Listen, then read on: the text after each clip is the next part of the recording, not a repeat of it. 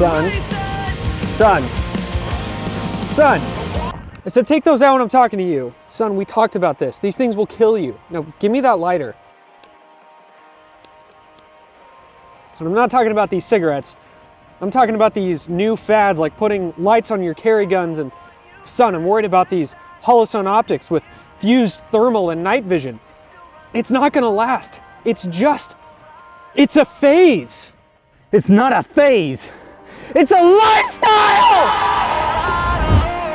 I can see the sunset just inside of your bedroom. I know too soon to let it go. Everything you said echoing in my head. Into the afterglow. I remember that night like it was the first time. Two of us caught in the undertow. Everything you said echoing in my head. Back and forth into the afterglow.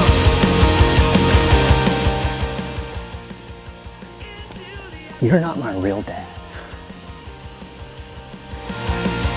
Into the afterglow. 1 year ago, Holosun started teasing the release of their new red dot optics that had thermal or night vision capabilities built into the optic itself. That means that the night vision version can see night vision along with the normal red dot, and the thermal one can see thermal along with the normal red dot. And it was pretty incredible, and we finally got our hands on a couple of early releases to test for ourselves. So thank you, Holosun, for sending those out tonight. We're not necessarily going to be going over all of the how-tos and the details. If you do receive one of these, if you go out and buy one, you're able to get your hands on one of those. They've been back-ordered for a while. You're going to want to make sure that you actually read through the manual. That little handbook has far more information than we can actually dive into in a video here. But what we are going to be testing and evaluating is first impressions. When we first mount these up and shoot with them, what do we notice and what do we like or dislike? As well as comparing and contrasting compared to other night vision, other thermal optics, other night vision optics. How do these perform? And one of the big looming questions about these optics specifically is price. Yeah, how much do they cost? The thermal version is $1,600 retail, which is incredible, super cheap if it works well. And the night vision version is only $1,000, which is awesome if it works well. So we're like, I'm like a kid. I cannot wait to test these out. Same. Let's go zero and start to see how well they work. Agreed. Before we get going though, guys, we do have to thank our sponsors. The first sponsor of this episode is Sportsman's Guide. They have a whole ton of retail products. They do sell this optic once they actually get it in stock. We have a discount code. Sportsman's Guide, thank you for keeping content like this going. If you guys are looking for retail products in this genre, go check them out. Venture Surplus, don't forget about those dudes. They make some, or actually they stock a lot of awesome military surplus, specifically US military surplus. So if you're looking for good tested gear, you should for sure check them out, Venture Surplus. And the Sonoran Desert Institute. So if you guys do not have a quality functioning rifle, throwing a high-end or expensive optic on there is only gonna get you so far. So if you're curious and learning about how to make these things run a little bit better, you should go check out the Sonoran Desert Institute. They're good guys and they're training up America's future gun builders. There's a lot of thermal and night vision optics out there that have very strange mounting systems. They require strange mounting tools. Batteries have to be proprietary and go in a certain way.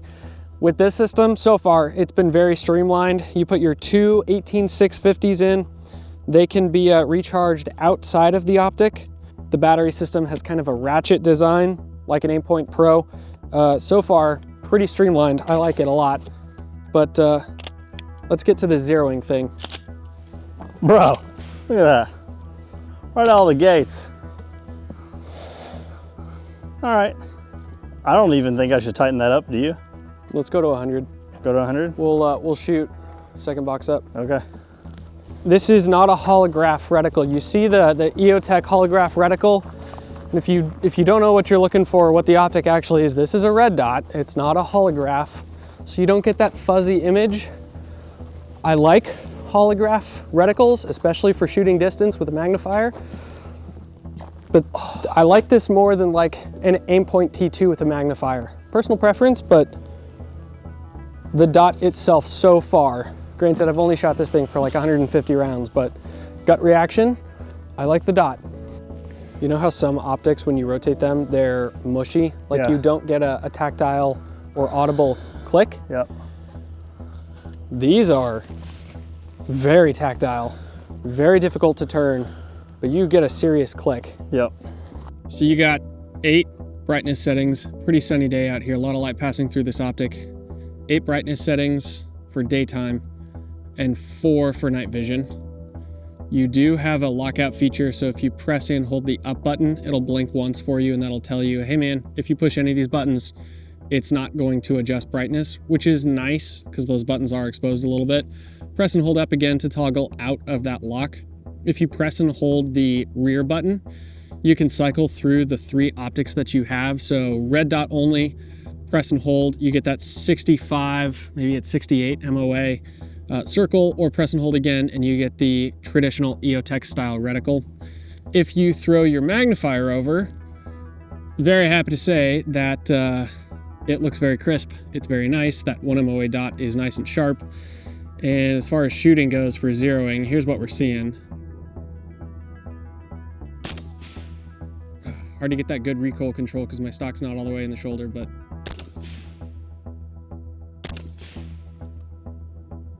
nice and crisp. The glass is decent. It has just a little bit of tint, kind of like an EOTech, not an EOTech, a Trijicon, like an MRO or an RMR. Nowhere near as strong of a tint as one of those, but it's very slight. It's a little bit noticeable. I don't mind it at all. All in all, for the dot itself, a lot of companies try and mash a lot of value into the dots, and then they lose the dot as a quality dot. And this one, so far, seems to be pretty decent.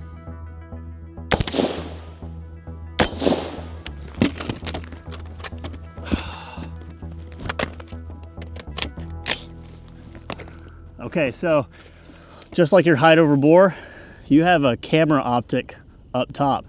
So you have to keep that in mind. If you have something in front of you, it'll obscure the image that comes into here.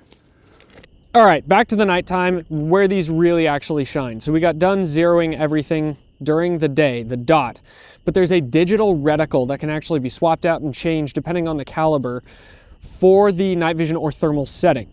There's one downside, which is these are not actually slaved together. I guess there could be pros and cons if you want to have different zero settings, different ammo type. Maybe you're running it on a blackout, I don't know.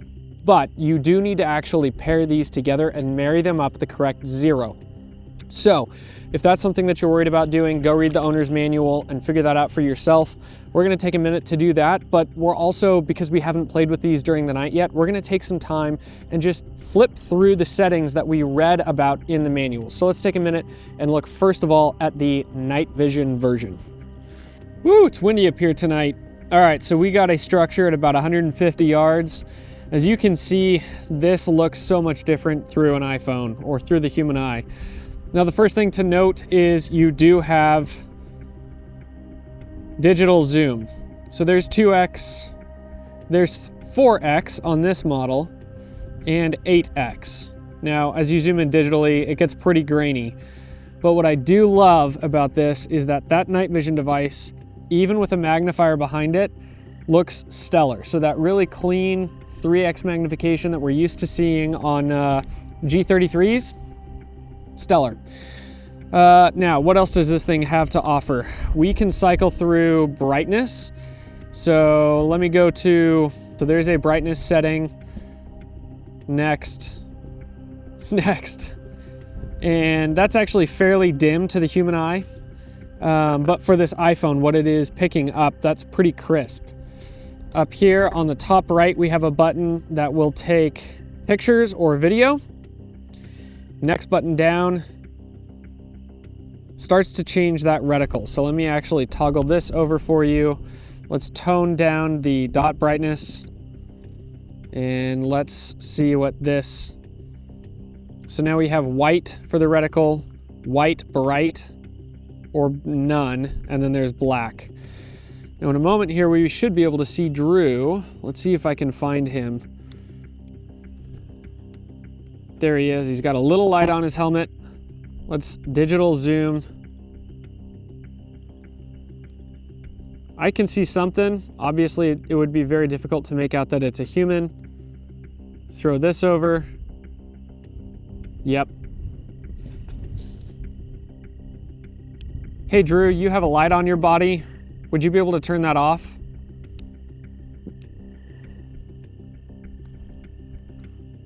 So being that this is night vision, obviously it's going to be picking up quite a bit of ambient light. So him contrasting against that Connex box.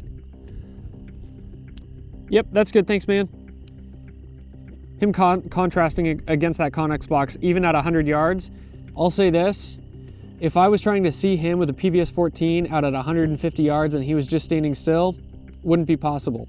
But because I can connect this G33 to it, it's stellar. Now, it doesn't solve all problems, but it is very impressive. So something to note is we have zero ambient light out here, or probably not zero, it's more like a ton of cloud cover. There's not much moon out tonight, which means the night vision is just not going to perform quite as well as thermal. Additionally, something on this unit, there are a lot of buttons on the top. There are 5, actually plus the power button, there are 6 that require attention in order to get what you want visually. And it's very nice that you have all those options, but if you have gloved hands, those buttons are very small, they're very squishy, and they could be hard to get to. That being said, for $1,000 for this unit, I don't feel like I can complain. It's very impressive for what it is. I just wish that there were a few minor upgrades for better buttons for $1,100, bigger buttons for $1,200. I don't know. At face value, I'm impressed, but those buttons are pretty small. Right off the bat, it's worth noting, this does not replace headborne night vision. Additionally, because it is still a green digital 14 style piece of night vision, shooting anything beyond 100 yards is difficult to do. It's not impossible, but I have Drew's help with a Kiji here, and he's gonna kick that on. A lot easier for me to see targets. Let's see if I can make this hit at about 200.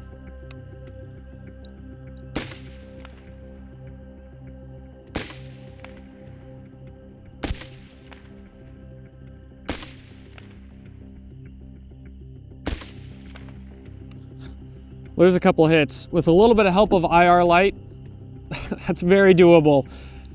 Do you want me to step it up? It was on low. Sure, let's see what it looks like a little higher. All right, I'm gonna try for this 300 yard. Step it back down for me, Drew.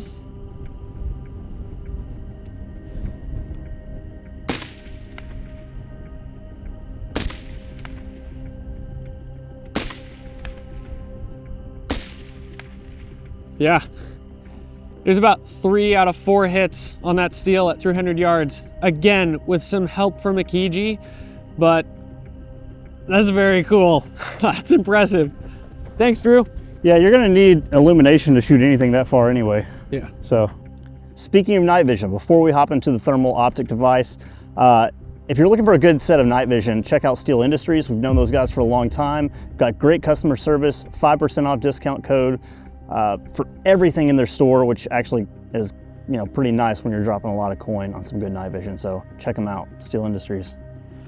Okay, so I've got the thermal unit. The first thing you need to know is the onboard recording is significantly better than the night vision version, though it's still not great. You will get that white and black hot image, not the green image that you actually see through this. So we've got this iPhone rig set up so that you guys can actually see what it looks like to me. So right now I have it unmagnified. I've spotted Josh at about 50 meters. I'm gonna flip this over so you can see even with a magnifier, it actually looks pretty good. So I can zoom up on him. Again, this is just at 50 meters. And then I can toggle through brightnesses, right? And then I can toggle through actual settings. This is outline mode, highlight mode, and white hot.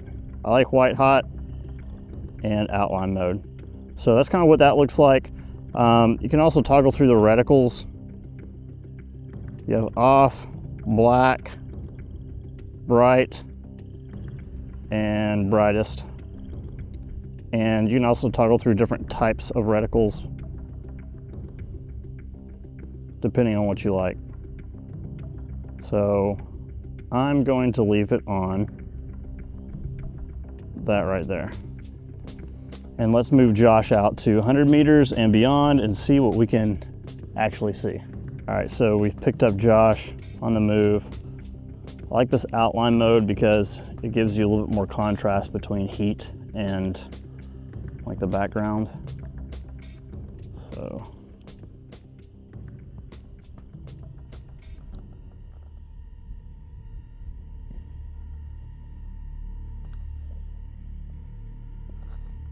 Highlight mode on Josh. And you notice here that I have the front cap down, so I can still see Viz light, which is actually pretty helpful. Josh, if you could use your white light on and off, that'd be really cool. Yeah, see?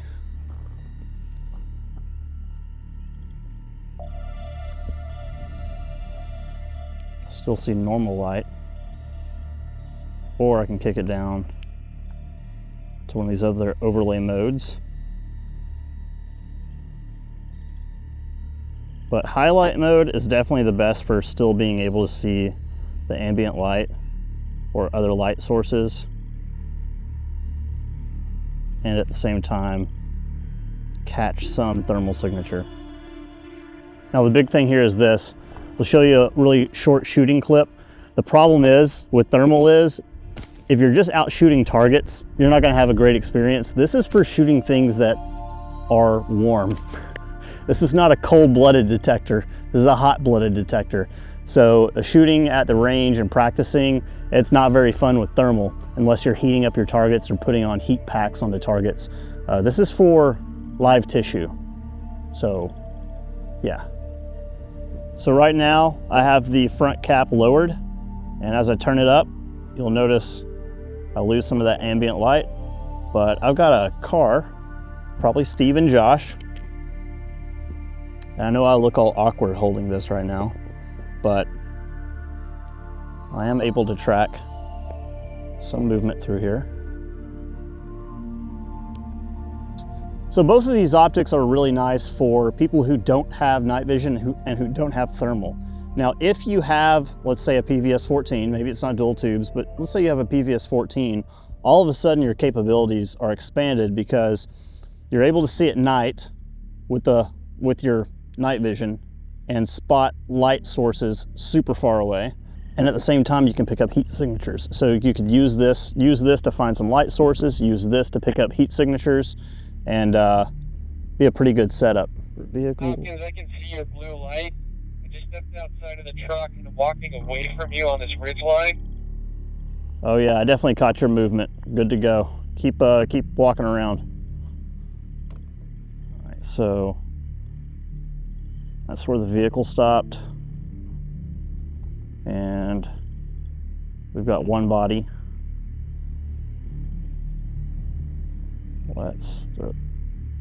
Oh yeah, we've got movement there.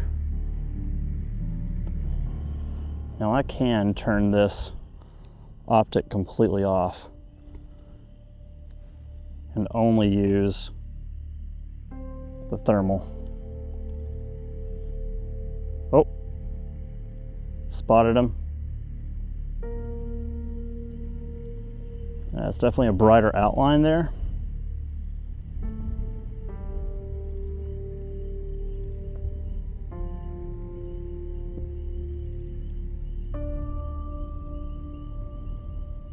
All right, right off the bat, these are pretty stellar optics, especially for the price. There's a lot of LPVOs, there's a lot of red dots that are in the $1,000 price range that still don't have half of the capabilities that this does.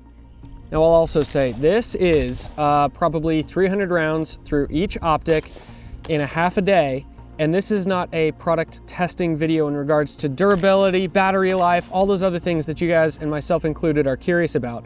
We look forward to running these a lot more, but considering the fact that you ran thermal and probably more people are curious about the thermal optic, gut reactions. Gut reaction for $1,600, huge capability. I love it for that. If I didn't have a handheld thermal, if I just wanted to get into the thermal game for cheap, I would absolutely go this route. With that being said, there was a lot of things that I didn't like about it. The first one, and this may just be a lack of education on our part because we're new at the product. We both read through the instruction manuals front to back. More than once. But I noticed that, and you heard me voicing my frustration off camera. When you're running the thermal, it seems to randomly burn an image into your viewing window, and then you have to close the cap, hold down a button to nuke it and clear the image off, and then open the cap back up. I could never figure out the rhyme or reason as to why that would happen. It wasn't all the time, but it certainly did happen enough that I was a little bit frustrated by it. I will say for the last hour we've been out here, it didn't happen once, so it may just be something that I'm doing, I don't know. The onboard recording, whenever I was trying to record for more than 1 minute and 30 seconds and then turn off the recording, the entire unit froze up. Not cool, but also like not many, in a life or death situation, you're probably not trying to get footage. And if you are, shame on you. Put down the camera and go help. Beyond that, it's a standard Holosun red dot. So like, they're good. I've used them plenty of times. I'm happy with that. Yeah, I mean, is this a run and gun thing? No, but thermal isn't for that. It's for being stationary, observation, and that's pretty much it. Yeah. It does that. And even out to 300 meters, what was that, 300 plus. 300 plus meters, like I could detect you no problem. Yeah, and that's impressive, especially for the size package that it is. Yep. When about halfway through the day, my question turned into, what is my personal use case for this product? Is it home defense? Maybe, but I wouldn't be fiddling with a night vision or thermal optic in a home defense situation. Is it end of the world scenario? Maybe, but the majority of the time, I would not be using the night vision or thermal feature to navigate. It's such a small window. It's nothing against the optic. It's the fact that you can't navigate and hold your gun up at the same time and look around. Scanning for targets inside of 50 yards, not gonna happen. Just turn your white light on. Or realistically, use the night vision that's on your head. So either of these, for the most part, is used for a stationary scanning device to detect someone who has poor light discipline or a heat source, and then you're taking the final shot. It's not something to consider, I'm gonna take my first step into night vision and I'm gonna go run around with the boys.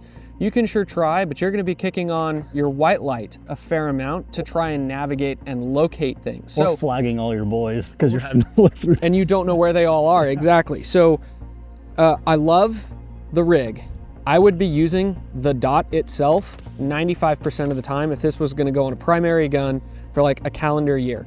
The night vision or thermal component would only get kicked on every so once in a while when I actually had a use case for it. Coyotes, raccoon in the backyard, something like that. But I would not be using the extra $500,000, $600,000 worth of optic that's in here most of the time. It'd primarily just be the red dot. So with that in mind, don't fall into the assumption that this is gonna solve all your problems. You're still gonna have to be capable with all of the other tools that go along with the rifle, the night vision, the white light, if you have a suppressor or not, being comfortable inside of your sling. And when you add something like this, there are so many different buttons that you need to learn. You're gonna need to sit down and actually learn those things as well. I will say one of the coolest parts was how well like analog magnifiers work with these things. I didn't think that zooming up on the screen that's in front of you that is also zoomed would look good, but it's actually amazing through both units. So final thoughts. The elephant in the room and the thing that's going to be in the comment section, I can already read it, is, but they're made in China, and if you buy Holosun, you're supporting the communist regime. Hey man, listen, I totally get it. I understand. I try to buy American as much as possible, but here's the thing. Anything that you're watching on YouTube was filmed and edited on almost entirely Chinese parts.